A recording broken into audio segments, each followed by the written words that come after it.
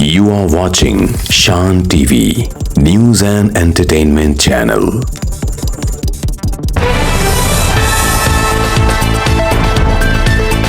आरजीआईए police ने अय्याशियों के आदि 3 रुकनी डकैत गैंग को गिरफ्तार करते हुए 18 लाख रुपए मालियत के तिलाई व नकरई जेवरात और दीगर सामान बरामद किया। तफसीलात के मुताबिक 9 सितंबर को शमशाबाद के रघुवेंद्र कॉलोनी में नीलम सिंह नामी खातून के मकान में चोरी की वारदात पेश आई थी, जहां नामालूम अफराद ने ताला तोड़कर सोने और चांदी के जेवरात चुरा लिए थे।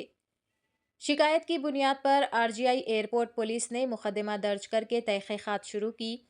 पुलिस ने तकनीकी शवाहिद और सीसीटीवी फुटेज का बारीक बीनी से जायजा लिया और एक मुसद्दिका इत्तला पर तीनों मुल्जिमान को गिरफ्तार कर लिया।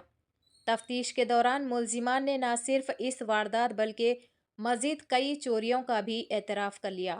उनके कब्जे से 17 तोले सोना, 50 तोले चांदी और 3 मोटरसाइकिलें जब्त की गई।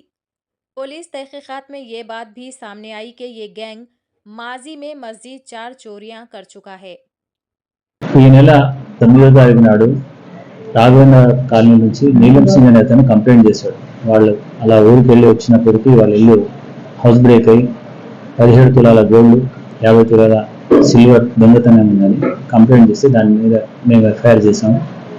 ఆ కేసు పరిశోధనలో భాగంగా మా టీం అన్ని ఏరియాలో తిరుగుతూ ఉండగా నైట్ క్రైమ్ బీట్ ఆర్బీ నగర్లో తిరుగుతుంటే అనుమానాస్పదంగా 3 వ్యక్తులు కనిపిస్తే వాళ్ళని పట్టుకొని ఇంటరాగేషన్ చేస్తే వాళ్ళు నేరాన్ని ఒప్పుకున్నారు. ఇదే కాకుండా ఇంకో మా ఆర్జీఐ పోలీస్ స్టేషన్ సంబంధించి ఇంకొక బైక్ దొంగతనం, వేరే పోలీస్ స్టేషన్ సంబంధించిన 3 దొంగతనాలను ఒప్పుకున్నారు.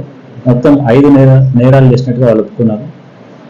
అందులో భాగంగా 3 బైక్స్, 17 తులాల గోల్డ్, 50 తులాల వెండిని సీజ్ చేసి వాళ్ళని అరెస్ట్ చేసి రిమాండ్ పంపిస్తున్నారు. మొత్తం ముగ్గురు నేరస్తులు. అదే 5 కేసులు ఇప్పటి వరకు అయితే ఒకటి అంటే కేసు రిజిస్టర్ కాలేదు, వెహికల్ మాత్రం దొరికింది, అది ఇంకా ఎక్కడ కంప్లీట్ కాలేదు. అది కాకుండా 2 బైక్స్, ఇవి 2 హౌస్ బ్రేక్స్ ఉన్నాయి, ఒకటి తాడు ఏరియాది, ఒకటి ఇక్కడిది.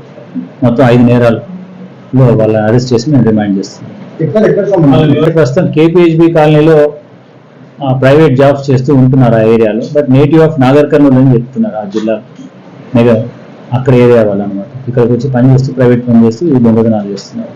స్టూడెంట్స్ ఇప్పుడు కాదు, ప్రైవేట్ జాబ్ చేస్తున్నారు, పని చేస్తున్నారు. టోటల్ వర్త్ 18 lakhs ఉంటుంది.